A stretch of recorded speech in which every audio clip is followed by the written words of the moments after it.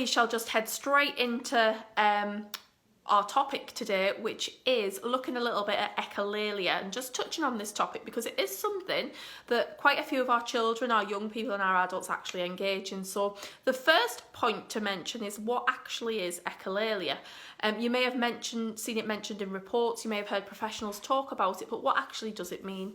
So echolalia is about the repetition of speech, sounds or words. So it could be immediate echolalia, where you say something and your child or young person copies you immediately, or it could be delayed echolalia, so it could be that it's something they heard a couple of hours ago or a little while ago and they're actually now repeating it now. So for example, I have worked with a young man who would repeat everything that you said instantly, and I worked with another person who would repeat Disney films, so he'd repeat quotes from Disney films every now and again, so it's something that he'd heard that he repeats over and over again. And there was different times and different reasons why he'd do that, but his thing was absolutely Disney films. Okay, so echolalia, the main thing to mention is that echolalia, the function of it can be different for everyone, so there isn't a reason, the same reason can't be applied to everyone with autism that engages in echolalia. It is for very different reasons. And echolalia, if we look at speech development in particular, it does happen in little ones. We tend to see it kind of start to become integrated with other sounds and other words around about the age of 2 years. So, you know, little tiny ones will repeat things that you say to them. They will kind of engage in that reciprocal kind of sound play with you. But then over time, about 2 to 3, they'll actually start adding their own words into the words that they know already and the words that they've been repeating in them very early years. Now, for lots of our children, young people and adults with autism, that repetition, that echolalic, that kind of parroting that happens will continue way past that 2-year mark, okay? Now, for some children, young people and adults, it doesn't cause a problem and they go across their day-to-day life without any issue from it. And there might be some issues where you're really trying to find out what your child needs or what your child likes, and it can be very difficult if all your child or young person will do is actually repeat what you're asking them or what you're saying to them, okay? So what we need to explore really is the function of echolalia. Why do our children, young people and adults actually engage in it? One of the first things to consider is processing. So are they trying to hold that information in their head long enough to be able to do something with it? So if you say to your son, put your shoes on, and he says, put your shoes on, put your shoes on, put your shoes on, put your shoes on, it could be that he's actually trying to retain that information, retain that phrase in his head long enough to be able to do something with it. And we know that some of our children and young people will have difficulties around their working memory, so around difficulties holding information long enough in the brain to be able to do something with it. So in that instance, it could be that that's the function of that echolalic interaction as such. It could also be a form of interaction and a form of communication with us. So it could be that they engage in sounds, words and babble with us as a way to communicate. So they're trying really hard to engage in that communication, but they don't actually know what words they should use.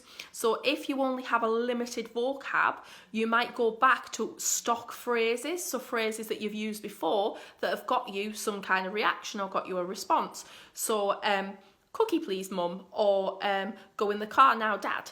It might be that they resort back to them phrases when they've been given the desired outcome that they're actually was trying to achieve in the first place, okay? So it could be that second thing, which is that real desire to communicate but not actually having that bank of language to build up that ability to be able to interact and communicate with another person, okay?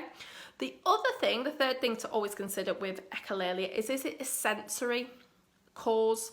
So is it the fact that the sound of the word is actually feeding that sensory need that they have? So from an auditory point of view, saying the same word over and over and over again could actually be giving them that sensory feedback that they're really seeking, okay?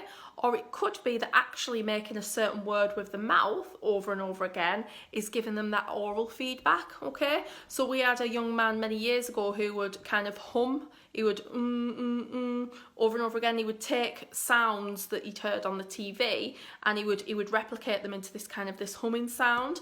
And actually what he was getting from that is the sensation of his lips kind of vibrating when he was making that noise. So in his case, it was absolutely that kind of sensory need for him, okay?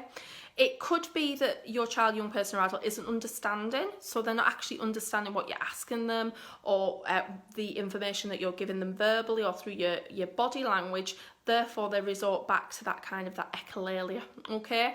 So over the years, I've seen children engage in lots of different echolalia, and one of the ones is when they will repeat a question back to you. So, you know, you might say to them at one point, would you like a drink? And then 2 weeks later, the young person starts repeating, do you want a drink? Do you want a drink? And it might be, for the young boy that I work with, that meant that he actually wanted a drink, but he didn't know how to turn that sentence on its head and say, I want a drink. He just used what he'd heard before because he knows that relates to me actually getting a drink, okay? So lots of different reasons for echolalia. It can be functional. It can be something that we base speech and language development on. It can be something that we work on to try and build other little bits of communication in. Some of the key things to think about around echolalia is making sure that all the child or the adult's communication needs are met. So if they need visuals, do they have visuals? If they're using a PEC system, do they have access to that? Are we allowing them time to process information? Are we breaking information down into small chunks so that they have time to process each set of information? Are we making sure that we're not necessarily demanding eye contact for them, and we're being aware of what we're doing with our body gestures? Always, you know, wherever possible, if you've had a speech and language therapist involved, asking them and getting their guidance of what do you actually think this echolalia is about. The other thing actually that we've not touched on is really important, is that anxiety as well. So some people will engage in that repetitive phrases because it's safe and it's predictable. It can be a calming mechanism, because if I repeat the same word over and over again, I might start to make myself feel calm and feel better because that's a safe word and it's predictable and it's routine bound and it's what I'm in control of, okay? So that, in a sense, decreases that level of anxiety. It could be also that I'm trying to drown you all out. So in an environment where it's particularly noisy or particularly sensory, you know, there's a lot of sensory stimulus. If I stand here and shout, I don't know, banana, banana, banana, banana over and over again, I can almost drown out all of you lot that's around me. I can ignore the buzzing that's coming from the heater that we've got in this room at the minute. I can try and drown out the fact that that clock will be ticking. I can ignore the fact that there's people keep walking past, because I'm completely within my own zone almost by engaging in this repetitive, rhythmic kind of interaction with speech, okay?